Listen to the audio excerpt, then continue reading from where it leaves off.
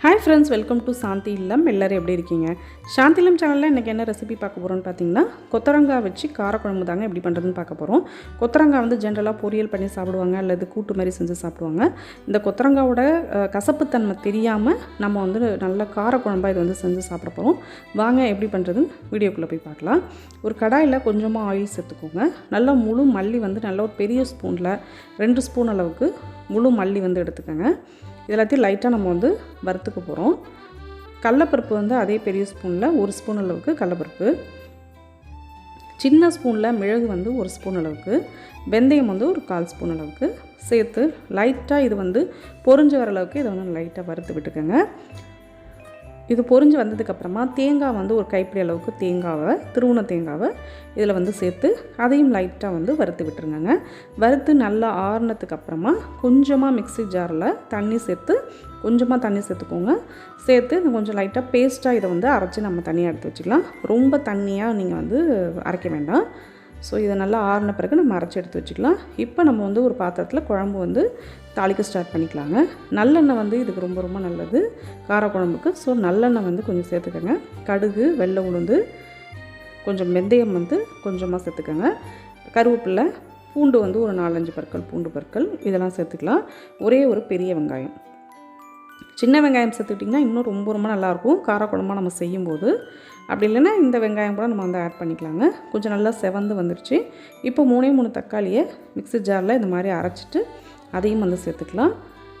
கொஞ்சம் லைட்டாக வதங்கட்டும். வதங்கினதுக்கப்புறமா இந்த பூண்டெல்லாம் கொஞ்சம் வெந்துடும் இல்லைங்களா, அதுக்கு பிறகு கொஞ்சம் மஞ்சத்தூள், அதுக்கு பிறகு நம்ம குழம்பு மிளகாத்தூள் தான், நம்ம வீட்டில் அரைச்சி வச்சுருக்க குழம்பு மிளகாத்தூள் தான் ஒரு 3 ஸ்பூன் அளவுக்கு சேர்த்துருக்கேன். ஸோ அதையும் வந்து நல்லா நம்ம வந்து வதக்கி விட்டுக்கலாம்.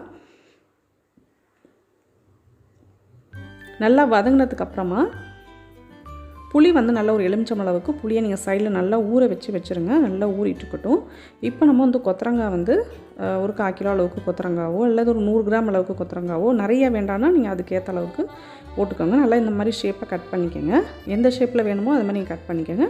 கத்திரிக்காய் வந்து ஒரு 3 கத்திரிக்காய் நான் வந்து ஆட் பண்ணியிருக்கேன். இது மாதிரி கட் பண்ணிவிட்டு, சப்போஸ் கொத்தரங்காய் வந்து சில நேரம் முத்தலாக இருக்கும், அது மாதிரி இருந்ததுன்னா குக்கரில் வந்து கொஞ்சமாக தண்ணி சேர்த்து நல்லா கொத்தரங்காவை ஒரு 2 விசில் விட்டுட்டிங்கன்னா சூப்பராக வந்து ரெடி ஆகிடும். நீங்கள் தண்ணியோடையே கூட நம்ம குழம்புல வந்து அதை ஆட் பண்ணிக்கலாம். தண்ணியெல்லாம் கீழே ஊற்றணும்னு அவசியம் இல்லை. இப்போ நல்லா பிஞ்சு கொத்தரங்காவாக இருக்குது அப்படின்னு சொன்னால் நம்ம இது மாதிரி டேரெக்டாகவே குழம்பு தாளித்து விட்டுட்டு இப்போ நம்ம தண்ணி சேர்த்து கொஞ்சம் உப்பெல்லாம் போட்டு நல்லா கத்திரிக்காயும் கொத்தரங்காயும் நல்லா வந்து வேக விட்டுக்கலாங்க. பிஞ்சாதனால் ஒரு மூடி போட்டு வேக வச்சிங்கன்னா ஒரு 10-15 நிமிஷத்தில் நல்லா வெந்துடும். கொஞ்சம் முத்தலாக இருந்தால் மட்டும் நம்ம வந்து குக்கரில் சேர்த்துக்கலாம். நல்லா புளியை வந்து கரைச்சிட்டு நல்லா வடிகட்டிட்டு புளி தண்ணியை வந்து நம்ம அதில் ஆட் பண்ணிக்கிட்டோம். நல்லா காயெல்லாம் வெந்ததுக்கப்புறம் தான் நம்ம வந்து புளி ஆட் பண்ணணும். ஸோ பாருங்கள், இந்த அளவுக்கு நான் அதை வந்து பேஸ்ட்டாக தான் நான் வந்து நம்ம வறுத்து வச்சோம் பார்த்திங்களா, அந்த பொருளை அந்த மாதிரி பேஸ்ட்டாக அரைச்சிட்டேன். தண்ணி ரொம்ப சேர்க்கக்கூடாது. இது மாதிரி பேஸ்ட்டாக வேணால் நம்ம புளி தண்ணி, குழம்புக்கு தண்ணிலாம் இருக்குது பார்த்திங்களா, அந்த பேஸ்ட்டை மட்டும் ஆட் பண்ணிட்டோன்னா நல்லா குழம்பு வந்து திக்னஸ் கொடுக்கும் உங்களுக்கு. ஸோ நல்லா வந்து கலந்து விட்டுருங்க.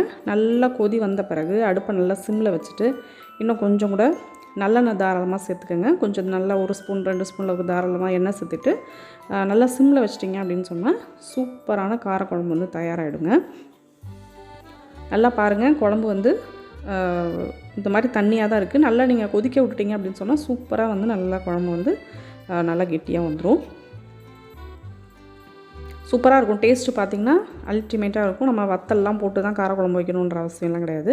கத்திரிக்காய், கொத்தரங்காய் இதெல்லாம் சேர்த்து பண்ணியிருக்கோம். அந்த கொத்தரங்காயில் பார்த்திங்கன்னா அந்த கசப்புத்தன்மை அதெல்லாம் தெரியவே தெரியாது. நல்லா பிஞ்சாக இருந்ததுன்னா இன்னமும் உங்களுக்கு சூப்பராக இருக்கும். நல்லா பாருங்கள், நல்லெண்ணெய் எல்லாம் பிரிஞ்சு சூப்பராக குழம்பு வந்து தயாராகிடுச்சுங்க.